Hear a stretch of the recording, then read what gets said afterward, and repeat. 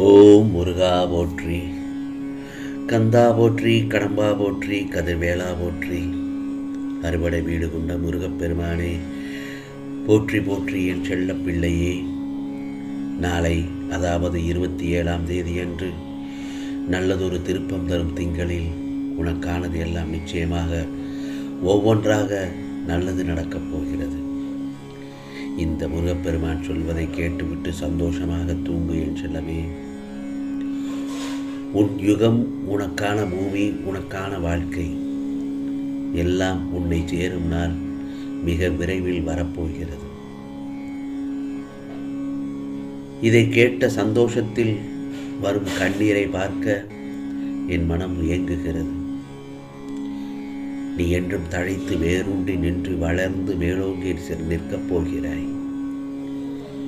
உனது பிரச்சனைகள் எல்லாம் மண்ணில் தன் வளர்ச்சியை 1000 தடைகளை காணும் விதையாய் மண்ணில் விதைத்துள்ளேன்.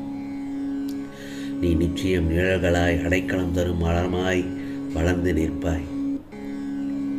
நான் உன்னை கவனித்துக் கொண்டுதான் வருகிறேன். என் செல்ல பிள்ளையை நான் கவனித்துக் கொண்டுதான் வருகிறேன். ஏதோ பெரிதாக நடந்தது போல் யோசித்துக் கொண்டிருக்கிறாய். அப்படி என்ன நடந்தது? அதை சொல்ல நீ தயங்கினாலும் நான் அறிவேன் நிச்சயமாக. தயவு செய்து நான் சொல்வதை தேவையில்லாமல் யோசித்து கொண்டிருக்கிறாய். சற்று நான் சொல்வதை கவனமுடன் கேள். கவலைகளுக்கு இடம் தராதே, கவலைகளுக்கு இடம் தராதே. ஏற்றத்தாழ்வுகள் இல்லை என்றால் நீ வாழும் வாழ்க்கைக்கு ஓர் அர்த்தமும் இருக்காது. மனதில் பக்குவமும் தைரியமும் இருந்துவிட்டால் எவ்வளவு பெரிய கடலாக இருந்தாலும் நீந்தி கொண்டு வந்து விடலாம் என் செல்லமே. நீயோ இவை அனைத்தையும் கடந்து வந்து விட்டாய். நீ எனது செல்ல பிள்ளை. உன்னை கண்டிப்பதற்கு எனக்கு முழு உரிமை இருக்கிறது. கவலைப்படாமல் இரு. உன்னை வெறுத்து ஒதுக்கியவர்கள் மத்தியில், உன்னை இழிவாக பேசியவர்கள் மத்தியில் நீ எல்லாம் எங்கே வாழ்க்கையில் உயரப்போகிறாய் என்று அகங்காரத்துடன் பேசியவர்கள் மத்தியில் அனைவரும் வியந்து பார்க்கும் வண்ணம் இந்த முருகப்பெருமான் உன்னை உயர்த்தி காட்டப் போகிறேன். இது தெரியாமல் ஏன் நீ கவலைப்பட்டு கொண்டே இருக்கிறாய்? இந்த முருகப்பெருமானை என்னுடைய நாமத்தை சொல்லிக்கொண்டே இரு. முருகா முருகா முருகா சரணம், கந்தா சரணம், கடம்பா சரணம் என்று. அதே சமயத்தில் நம்பிக்கையோடும் இருக்க வேண்டும். ஏனென்றால் நம்பிக்கைதானே வாழ்க்கை. நான் இருக்கிறேன். வாழ்க்கையில் நீ பயணிக்கும் ஒவ்வொரு நாளும் ஒவ்வொரு பக்கங்கள். புரிகிறதா? நீ பயணிக்கும் ஒவ்வொரு நாளும் ஒவ்வொரு பக்கங்கள். அவற்றில் சிரிப்பு, கண்ணீர், சந்தோஷம், ஆசைகள், கோபங்கள், கஷ்டங்கள், வெற்றிகள், தோல்விகள், நல்லது கெட்டது என எல்லாம் நிறைந்துதானே இருக்கும். அந்த பக்கங்களை நீ மட்டும் இடம்பெற மாட்டாய். அதில் உனக்கான எல்லா உறவுகளும், எல்லா கதாபாத்திரங்களும் அதில் இடம்பெறும். அவர்களால் கிடைத்த அன்பு, கிடைக்காத அன்பு, நிலையில்லாத அன்பு, உண்மையான அன்பு என பல பல பரிமாணங்கள் இடம்பெற்றிருக்கும் அந்த பக்கங்களில். இந்த முருகப்பெருமான் சொல்வது உண்மைதானே. அவை உணர்த்தும் புரிதல், ஒரு அன்பு விலகும் போது ஏற்படும் வலி, அதே அன்பு கிடைக்கும் போது உண்டாகும் சந்தோஷம் என பலவிதமான வர்ணங்கள் கொண்டது. இவற்றையெல்லாம் அனுபவிக்க விருப்பமோ விருப்பமில்லையோ என்றாலோ அவையெல்லாம் ஒன்று உன் கையில் இல்லையே.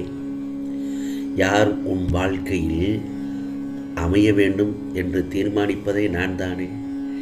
இதற்கு வேறு எதற்கும் வேறு நீ காரணமில்லை என்று புரிகிறதா? இதற்கெல்லாம் எந்த ஒரு காரணம் இல்லை. உறவுகள் என்றால் மனக்கசப்புகள் வரத்தான் செய்யும். சண்டைகளும் வருவது இயல்புதான்.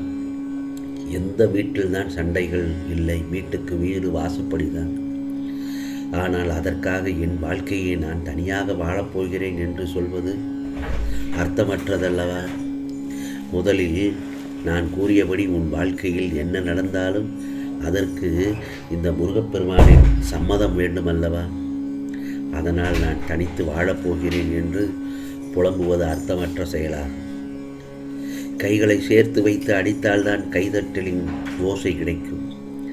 அதனால் தனித்து செயல்படு, ஆனால் தனித்து வாழ்வதற்கு யோசிக்காதே. நிச்சயமாக இந்த உலகில் சுயநலம் பிடித்தவர்கள் தான் பலர் இருக்கிறார்கள். அதனால் யாரையும் எதிர்பார்த்து செய்யாதே. அவர்கள் பிறகு உன் அன்பை தவறாக பயன்படுத்திக் கொள்வார்கள். ஆனால் அதற்கான கர்ம பலன்கள் நிச்சயம் அவர்கள் அனுபவிப்பார்கள் அல்லவா? அதே போலத்தான் உனக்கு தேவையில்லாத விஷயத்தை மனதில் போட்டு உழட்டாமல் இரு. நல்ல மனநிலையில் எப்போதும் இரு. உன் எண்ணங்கள் ஒவ்வொன்றாக நிறைவேறத் தொடங்கும். வாழ்க்கை அற்புதமானது, இதை கொண்டாடு. அன்பு என்கிற விசைதான் அனைத்தையும் இயக்குகிறது. உன் வாழ்க்கையை வழக்கம் போல நகட்டி கொள்ளாமல் சற்று மாற்றுத்தான் பாரேன், அனைத்து மாறிவிடும். உன் மனம் சஞ்சலப்பட்டு எங்கெங்கோ செல்கிறாய். வாழ்க்கையில் என் நிலை எப்போது மாறும் என்று புலம்பாதே. மாறும் என்று நம்பு என் செல்லவே. ஏனென்றால் உன் வார்த்தைக்கு சில நேரங்களில் யாரும் மதிப்பளிக்கவில்லை என்று புலம்பிக் கொண்டிருக்கிறாய். அந்த புலம்பலை வேண்டாம். சங்கடங்களை நினைத்து உனது சந்தோஷத்தை தொலைத்து விடாதே.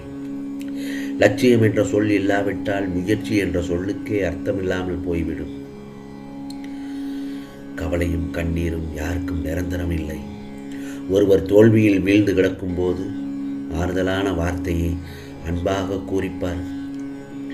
அதை விட புண்ணியம் வேறு எதுவுமே இல்லை. ஆம் செல்லமே, எத்தனை பெரிய உறவாக இருந்தாலும் உன் பலவீனத்தை காட்டவே கூடாது. நேரம் வந்தால் அவர்களும் எதிரியாக மாறக்கூடும்.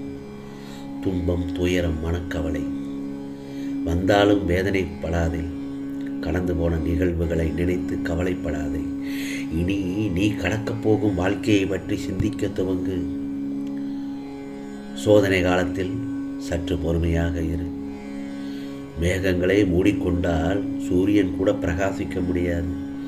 உன் வாழ்வில் நல்ல மாற்றத்தை நான் நிச்சயமாக தருவேன். அதிர்ஷ்டம் உன்னை நோக்கி வந்து கொண்டிருக்கிறது. மிக விரைவில் நல்ல மாற்றங்கள் வரும். தேடி வரப்போகும் அதிர்ஷ்டத்தை தொலைத்து விடாதே. பயன்படுத்திக்கொள். எதையும் திருப்தியுடன் செய். சின்ன சின்ன சந்தோஷங்களை மகிழ்ச்சியுடன் ஏற்றுக்கொள்.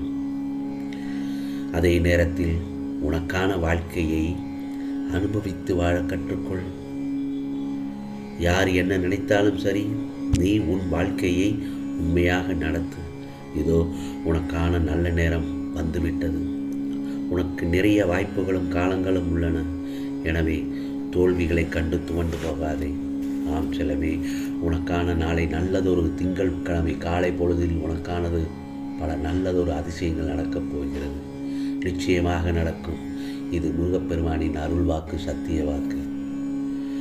ஓம் சரவண பவ, ஓம் சரவண பவ, ஓம் சரவண பவ.